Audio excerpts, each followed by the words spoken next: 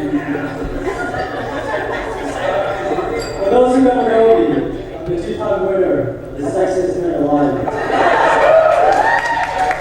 If you do know me as Danny's brother, Andrew. As we all know, today's a very special occasion. We're here to celebrate the marriage of Eugenia and Dan. That's all fine and good. But it's a very special occasion for me. You see, after all of these years, Dan has finally conceded that I am indeed the best man. This will be more or less my thank you speech for the honor that Dan has so graciously bestowed upon me. What?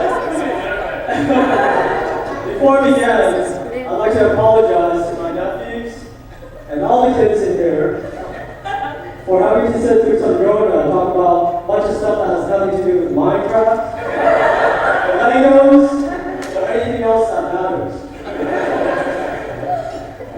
So my sister, Cindy, sitting right there, when she learned that I was going to make the best man speech, she was very concerned that I would put everyone else to sleep, which was a very valid concern because I tend to go on and on. So.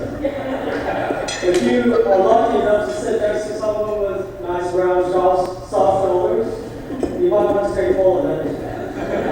Because I'm going to be here for a long time. I try to cut this down, but my bro is getting married. You're going to have to sit through me talking a bunch of stuff. Although I'm very humbled to be Dan's best man, I have to say it hasn't been exactly what I thought it would be, what I envisioned in my mind. Because Dan and Eugenia so conveniently decided to have their wedding here. My best man duties have taken on an unconventional turn. Just to give you an idea, some of my best man duties have included providing detailed feedback for cake flavors I didn't even know existed, like casada, which I still don't know what it tastes like. Scouting for scenic locations for wedding pictures, scouting for wedding venues, and providing detailed feedback as well as rating my 5 sisters' 88 dresses that they bought, tried on, returned, bought, tried on, returned, bought, returned.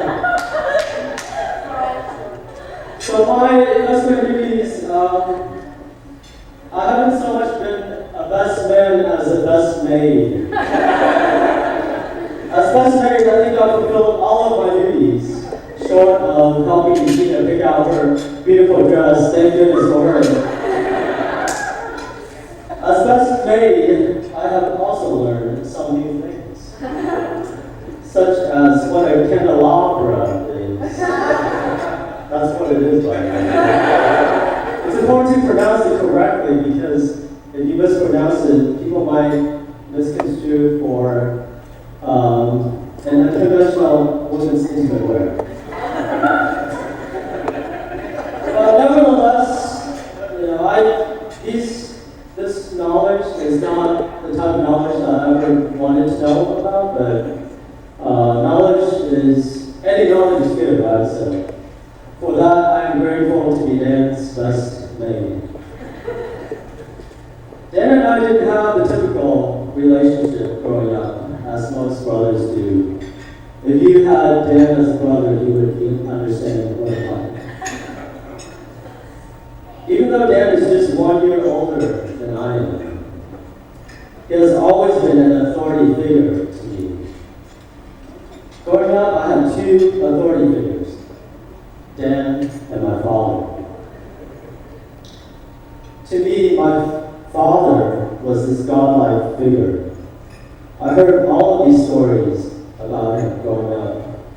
How he lost his parents when he was 9, and had to take care of two of his younger siblings all by himself. Now, I don't know if the truth of all of these stories, but it made me feel like he was this wholly independent guy who could do just about anything. And Dan is pretty much a carbon copy of my father. Dan was my father's right-hand man. Whatever my father was working on, Dan was right there to help him. Put it this way, if my father was God in my eyes, then Dan is the Son of God, or, JC for short. I know that sounds crazy, but you ever pay attention to the way Dan walks? He doesn't shift his weight like a mere mortal such as myself. I can't do it, but he just kind of glides as if he's walking on water, or as if he's on a Segway.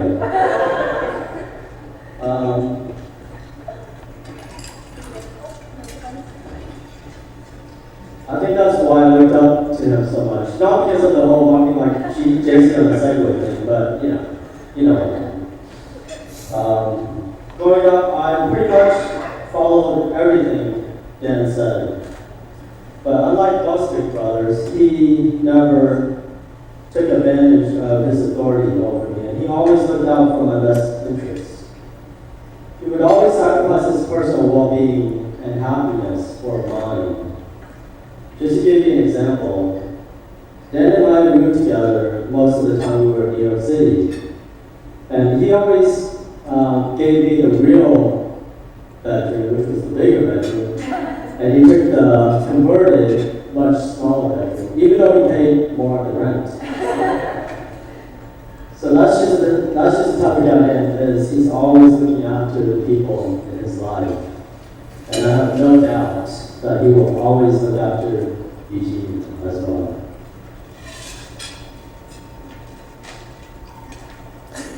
I followed Dan everywhere growing up. I even followed him to college.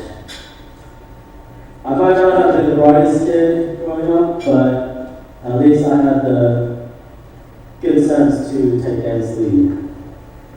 If it weren't for Dan, I would not have dreamt of going to college like Yale.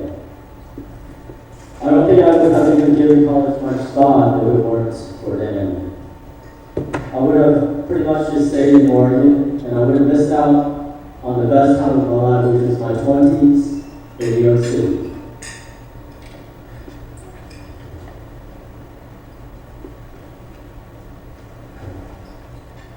So I owe Dan a lot for who I am today. Like our father, Dan is intensely independent and is able to figure out anything on his own. He has the determination to bring into fruition anything he sets his mind to, no matter the odds. I feel like a lot of his friends here in this room don't know that because Dan is so modest, but he is really amazing. You see, Dan and I went to a small town public high school that is not exactly a magnet for the Ivy Leagues. Just to give you an idea, we only had one AP class, and that was English. And our gym teacher doubled as a history teacher. It was straight up ghetto.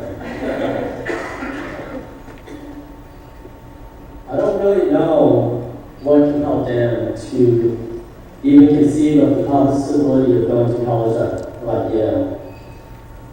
Because he certainly didn't get any guidance from anyone in college, or anyone about college that he knew. But as usual, he figured out all the angles through his own research. And when he got into Yale, I was actually the only one in the entire family who knew that he even applied. At his high school award ceremony, he received a standing ovation that lasted 5 minutes. I'm not kidding you. It was crazy. It felt like a scene out of one of those really cheesy inspirational movies. I was still living in New York when I was Dan's roommate, also living in New York when Dan Dan and Eugenia started dating.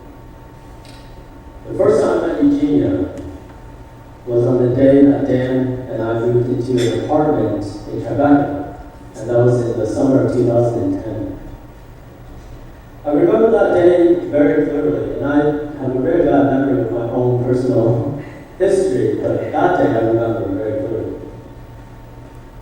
I was nearly done helping the movers when Eugenia stopped by to meet up with Dan after work. Dan had also just gotten home from work himself, and they were about to head out. I was helping the movers all day, so I was all drenched in sweat, and I was wearing tank tops and shorts and all that. So that was the first time I met Eugenia. Was just completely drenched in sweat, in tank tops, wearing shorts. When they introduced us, I think Eugenia was mostly confused. I basically looked like a day laborer, so I think she pretty much assumed that I was one of the movers. So I definitely did not look like the part of Dan's brother. But the moment I met Eugenia, I was not confused. I knew that she's a kind-hearted person who's both beautiful on the inside and out. With some people, you can just tell. You can just tell. And Eugenia is one of those people. There's no false layer to Eugenia. And she has an innocence about her that our whole family really endears. For the moment I met Eugenia, I've been rooting for her to win Dan's heart and vice versa. I think she's the perfect match for Dan because of the big things. Like she's a calming presence for Dan and is completely drama-free. But also for the little things. Before I met Eugenia, I didn't think it was possible for Dan to find anyone with the same level of slightly unhealthy obsession with finding the absolutely best value for anything.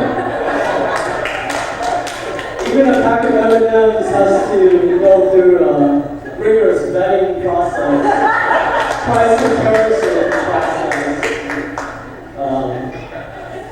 So they have that in common. I think it's not so much that they're cheap, they just really, really, really hate getting ripped off. So when I left New York City a few years ago, the thing I was eagerly anticipating the most was when Dan would propose to Eugenia. So I'm very happy to be a part of them celebrating their life together. On behalf of my mom and my siblings, I'd like to officially welcome Eugenia to our family.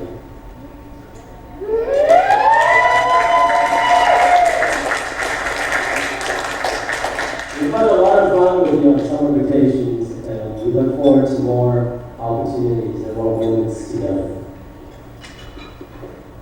Eugenia and Dan, today is your day. Breathe it all in, soak it all up. Experience it fully with all of your senses. On a special night such as tonight, it's much easier to really embrace every moment. But my hope for you is that you strive to approach the everyday moments in your life together with the same amount of presence and engagement as you are in this moment. Choosing to share your life with someone else is a sacred gift. Don't take that gift for granted. To me, one of the keys to living a happy life, a long, happy life, is simple, yet it's not easy. The key is to be fully present in the moment of your life. I can go on and on about this, but for your sake, I won't. I'll just give you one example. The most mundane tasks, like brushing your teeth, can be sublime if if you approach it with the same level of engagement as if you're climbing a mountain without safety gear. So please join me in raising a glass to Eugenia and Dan, and then you strive to open yourself up fully to the everyday moments of your life together, as much as you are on this glorious occasion.